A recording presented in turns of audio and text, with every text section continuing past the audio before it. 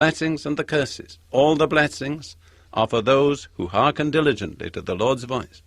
But just the same, all the curses are for those who do not hearken to the Lord's voice. Now later on, through the prophets, God reminded Israel of this primary requirement which he had first laid upon them through Moses. And it's summed up very briefly, succinctly and vividly in the prophet Jeremiah chapter 7 verses 22 and 23, where God is reprimanding Israel for not understanding what he required of them and not obeying him. And he says this, "For I spake not unto your fathers, nor commanded them in the day that I brought them out of the land of Egypt concerning burnt offerings or sacrifices." God says, you are so busy with your burnt offerings and sacrifices, but that wasn't the primary thing that I required of you. There was something more primary than that. And then he goes on, "But this thing commanded I them, saying, Obey my voice, and I will be your God, and ye shall be my people." I believe that sums it up as simply and as clearly as it ever can be stated. Obey my voice, and I will be your God. That's the unvarying requirement of God from age to age and dispensation to dispensation. Many things may change, but this remains unchanged. Obey my voice, and I will be your God. But alas, Israel did not do what God required. And so Jeremiah goes on in chapter 7, verse 24, the next verse. "But they hearkened not, nor inclined their ear, but walked in the counsels and the imagination of their evil heart, and went backward and not forward." What was Israel's great problem?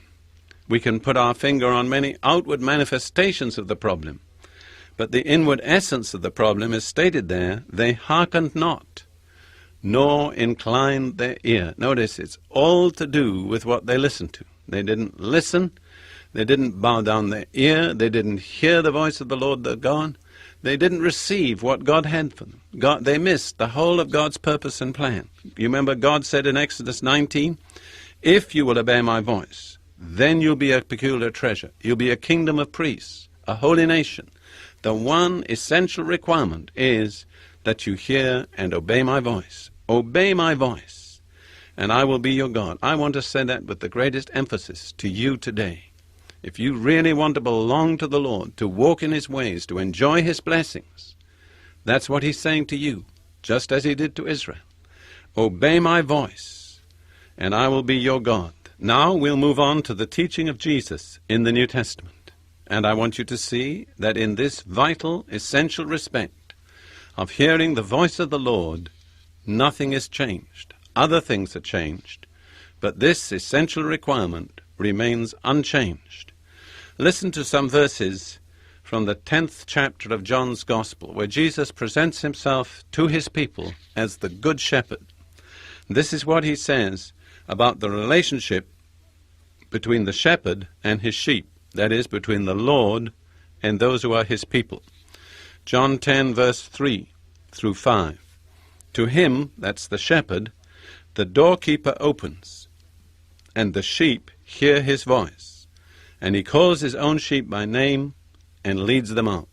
What's the mark of the sheep of Jesus? They hear the shepherd's voice.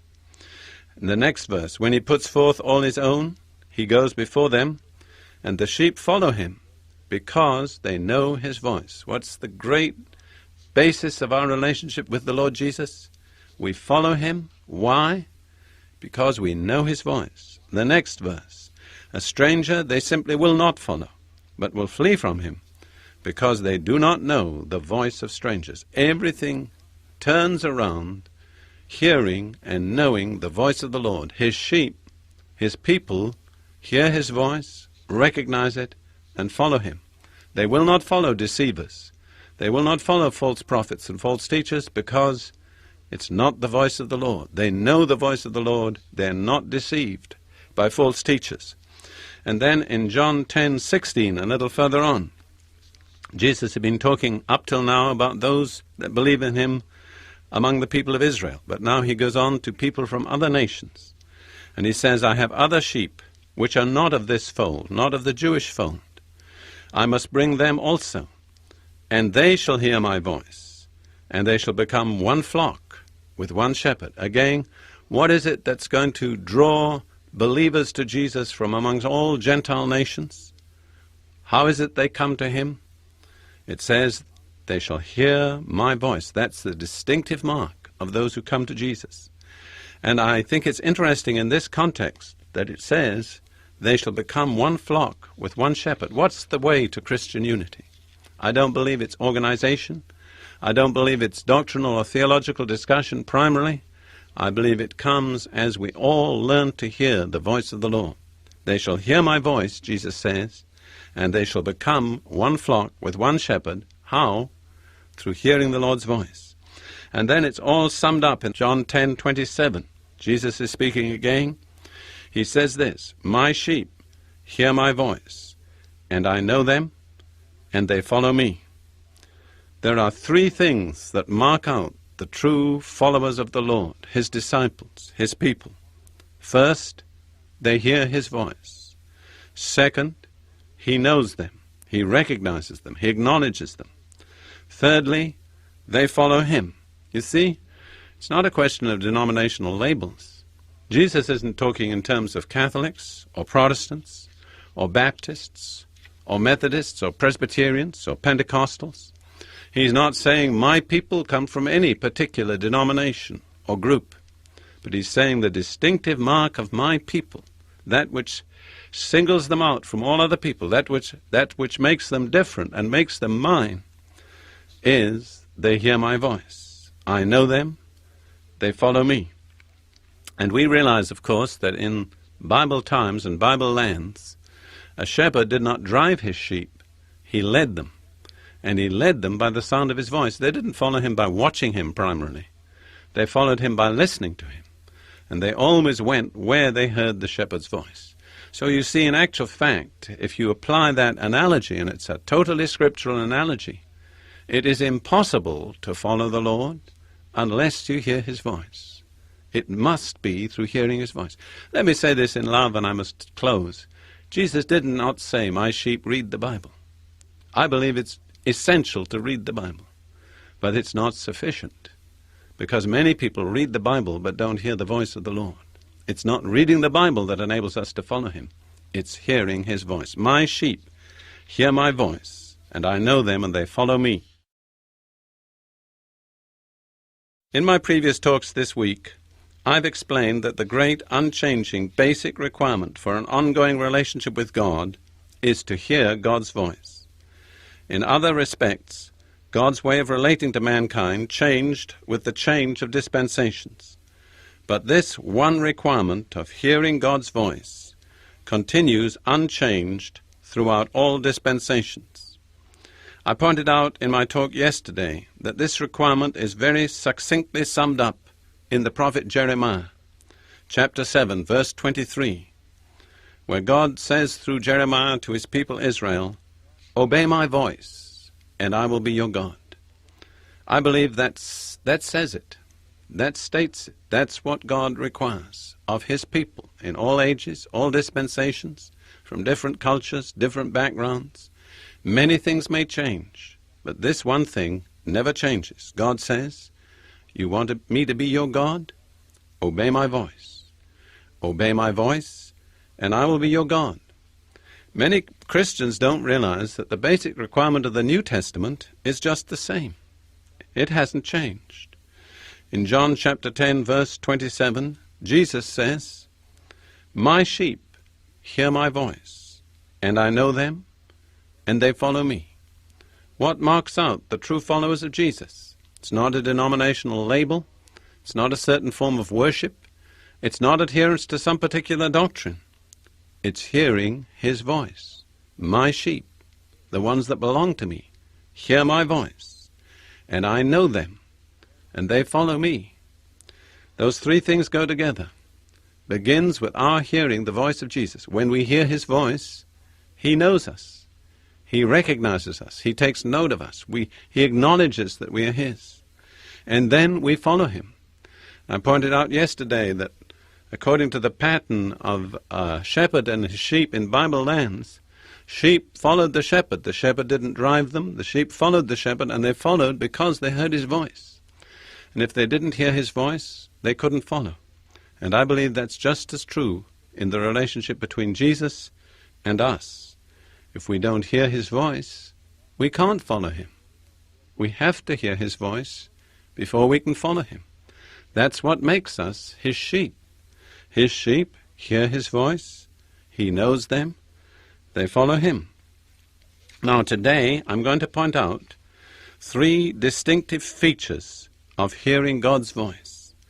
3 features which are significantly different from much of what is traditionally accepted as normal religious conduct or activity.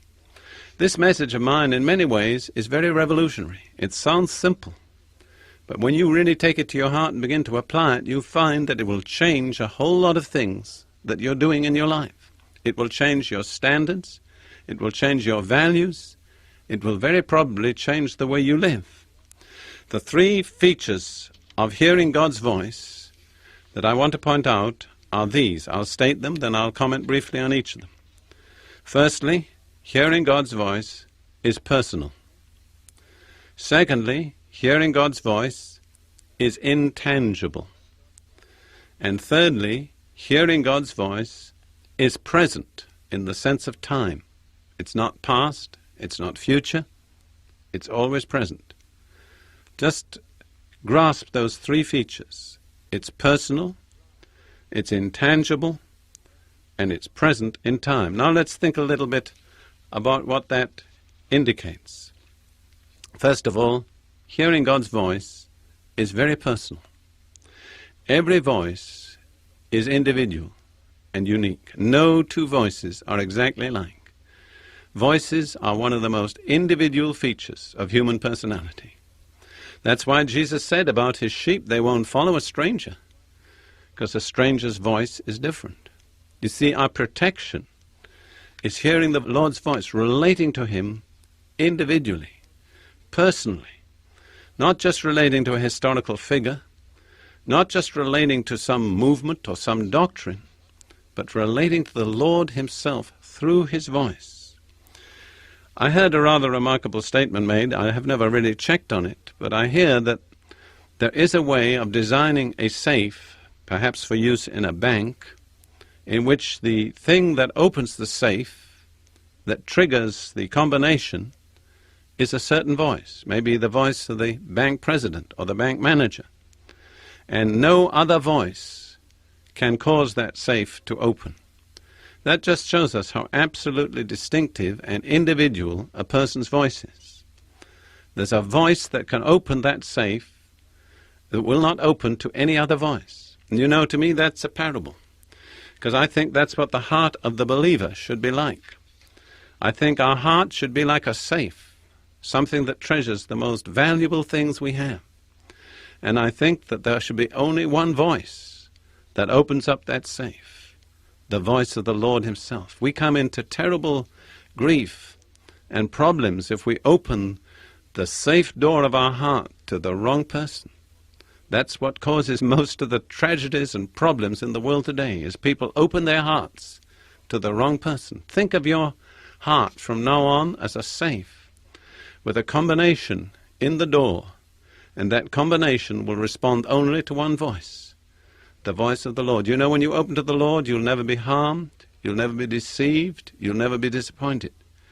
But many of you have learned from experience, if you open the door to the wrong person, if you respond to the wrong voice, many harmful troubles and problems can result. You see, that's the shepherd-sheep relationship. David said in Psalm 23, verse 1, "The Lord is my shepherd, I shall lack nothing."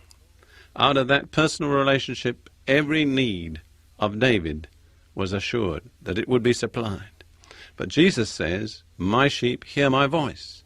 How can the Lord be our shepherd? Only if we hear his voice. But if we hear his voice, then he's our shepherd, and all our needs are supplied. Isn't that beautiful? Cultivate hearing the Lord's voice. I'm going to speak more about that in later messages. The second feature of hearing the Lord's voice that I mentioned is this. It's intangible. You know what I mean by intangible? It can't be touched.